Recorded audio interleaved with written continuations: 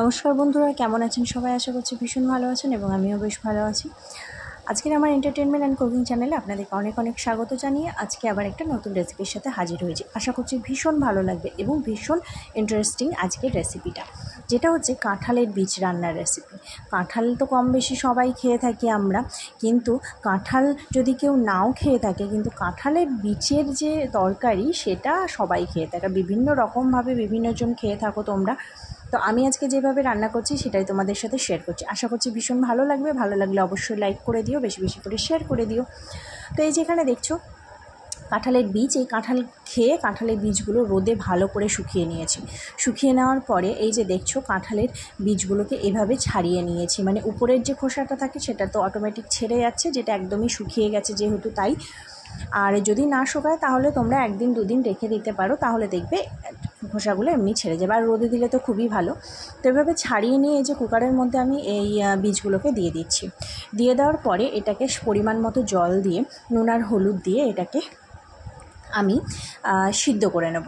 এটা সিদ্ধ করার জন্য মোটামুটি খুব বেশি সিটি দিতে লাগবে না, একটা সিটি দিলেই হয়ে যাবে। কারণ একটার বেশি যদি কেউ সিটি দাও তাহলে কাঁঠালের বীজগুলো একদমই গলে যাবে, আর গলে গেলে তখন রান্নার ক্ষেত্রে আর কাঁঠালের বীজ বলে আর কিছুই তোমরা পাবে না, পুরোটাই একদম মানে ভর্তা হয়ে যাবে, এরকম একটা ব্যাপার।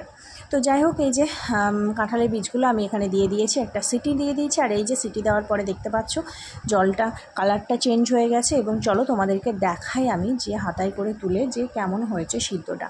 তো এই যে দেখছো এমন সুন্দর সিদ্ধ মানে হয়েছে, যেটা হচ্ছে গলেও যাবে না, আবার সিদ্ধও হয়ে গেছে, ভাজাও হবে খুব সুন্দরভাবে। এরকমভাবেই তোমাদেরকেও সিদ্ধ করতে হবে, যেটা একদম গলে যাবে না কিন্তু সিদ্ধ হয়ে যাবে। এই যে দেখছো মনে হচ্ছে শক্ত শক্ত আছে, কিন্তু মোটেও শক্ত নেই, ভিতরটা পুরো সিদ্ধ হয়ে গেছে। আর এরকমভাবেই সিদ্ধটাও করতে হবে, যাতে তেলে দিলে মোটামুটি এটা গোটা গোটাভাবেই ভেজে উঠে আসে, অন্তত ভেঙে গুঁড়ো না হয়ে যায়। তো এরকমভাবে কড়াইয়ের মধ্যে তারপর আমি তেল দিয়ে দিয়েছি, আর তেলের মধ্যে এবার আমি এই আমার সিদ্ধ করে রাখা কাঁঠালের বীজগুলো এভাবে দিয়ে নুন হলুদ দিয়ে একটু ভালো করে ভেজে নেব।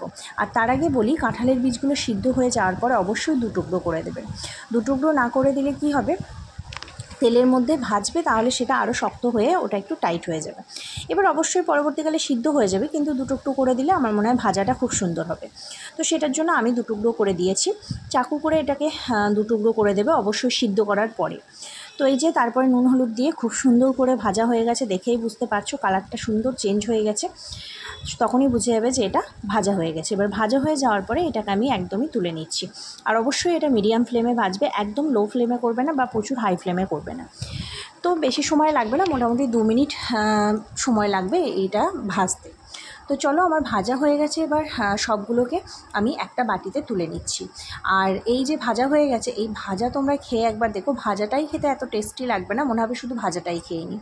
তো যাই হোক, তারপরে যে তেলটা ছিল সেই তেলের মধ্যে আমি দিয়ে দিলাম পরিমাণ মতো কাঁচা লঙ্কা। এটা কিন্তু শুকিয়ে যে লাল হয়ে যায় যে লঙ্কাটা, সেটা শুকনো লঙ্কা না, আমি কাঁচা লঙ্কাই ব্যবহার করছি। ঝালটা অবশ্যই তোমাদের স্বাদ অনুযায়ী নেবে। আর দিয়ে দিয়েছি পরিমাণ মতো পাঁচফোড়ন। আর এখানে আমি কেটে রেখেছি আলু আর কুমড়ো। তো আজকে আমি আলু কুমড়ো দিয়ে কাঁঠালের বীজটা রান্না করব। অসাধারণ খেতে হয়, তোমরা অবশ্যই একবার খেয়ে দেখো। কাঁঠাল খাওয়ার না খাও, কাঁঠালের বীজটা একবার খেয়ে দেখো। তো তারপরে আলু আর কুমড়োগুলো এভাবে আমি ডুমো করে কেটে নিয়েছি। তোমরা তোমাদের ইচ্ছে মতো সাইজ দিতে পারো আলু আর কুমড়োর। তো আমি এভাবে গোল করেই কেটে নিয়েছি, গোল গোল করে। তারপরে এটাকে একটু নেড়ে নিলাম তেলের মধ্যে। এরপরে পরিমাণ মতো এর মধ্যে নুন আর হলুদ দিয়ে দিলাম। তো নুন আর হলুদ দিয়ে এটাকে সুন্দর করে প্রথমে ভেজে নেওয়া যাক।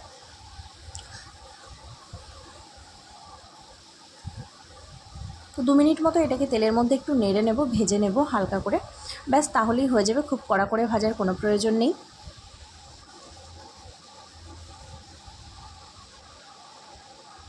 কাঁঠালের বীজটাকে বিভিন্ন রকমভাবে রান্না করা যায়, কিন্তু আমি আজকে আলু কুমড়ো দিয়ে রান্না করছি। পরবর্তীকালে নিশ্চয়ই আবার অন্য কোনো রেসিপি তোমাদের সাথে শেয়ার করব। তো এরপরে আলু কুমড়োটা সুন্দর করে ভাজা হয়ে যাওয়ার পর এখানে আমি দিয়ে দিয়েছি সামান্য পরিমাণে আদা রসুন বাটা। খুব বেশি মশলা ব্যবহার করব না, অল্প মশলা দিয়ে আজকে রান্নাটা সারবো, তাই সামান্য পরিমাণে আদা রসুন বাটা দিয়ে দিয়েছি, মোটামুটি 1 চামচ মতো হবে, চা চামচের। এরপরে এটাকে খুব নেড়ে চেড়ে নেওয়া হলো। 1 মিনিট মতো খুব সুন্দর করে নেড়ে নেওয়ার পরে এবার এর মধ্যে জিরে গুঁড়ো আর ধনে গুঁড়ো অ্যাড করে দিলাম। জিরে ধনে গুঁড়োটা আমার বাড়ির তৈরি করা। এই রেসিপিটা যদি আপনাদের লাগে বা মানে জিরে ধনে গুঁড়োটা কীভাবে আমি বাড়িতে তৈরি করেছি সেটা যদি আপনাদের জানতে হয় তাহলে আমার চ্যানেলে এসে একবার দেখে নিতে পারেন। তো সব মশলা দিয়ে দিয়েছি মোটামুটি। এরপরে খুব সুন্দর করে নেড়ে আলু আর কুমড়োটা কষিয়ে নিয়েছি। কষিয়ে নেওয়ার পরে এতে আমি পরিমাণ মতো জল দিচ্ছি। পরিমাণ মতো জল দেওয়ার পরে চলো জলের সাথে আরেকবার ভালো করে আলু কুমড়োটা নেড়ে মিশিয়ে নিই।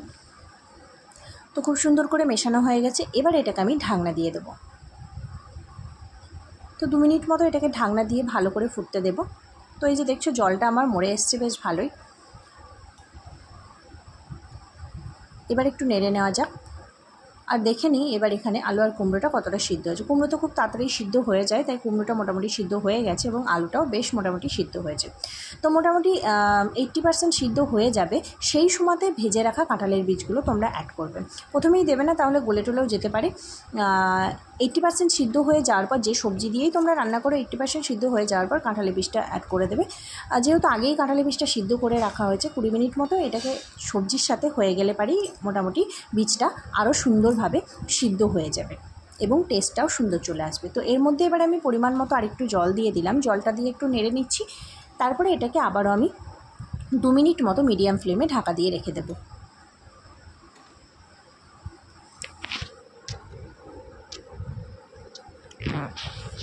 তো এই চলো 2 মিনিট পরে ফিরে এসেছি। আর এই যে দেখছো আমার বেশ তরকারিটা মাখো মাখো হয়ে গেছে। গরম গরম ভাতে কাঁঠালের বীজে এই রেসিপিটা তোমরা একবার অবশ্যই খেয়ে দেখো, ভীষণ সুন্দর লাগবে। তো এই যে আমি খুব বেশি ঝোল করব না, এটা একটু মাখো মাখোই হবে তরকারিটা, তাই এভাবেই থাকলো। এবার গ্যাসের ফ্লেমটা অফ করে দিয়েছি। চলো এবার এটাকে একটা জায়গায় ঢেলে নেওয়া যাক। তো যে পাত্রে আমি কাঁঠালের বীজ রেখেছিলাম সেই পাত্রের মধ্যে এটা ঢেলে নিচ্ছি।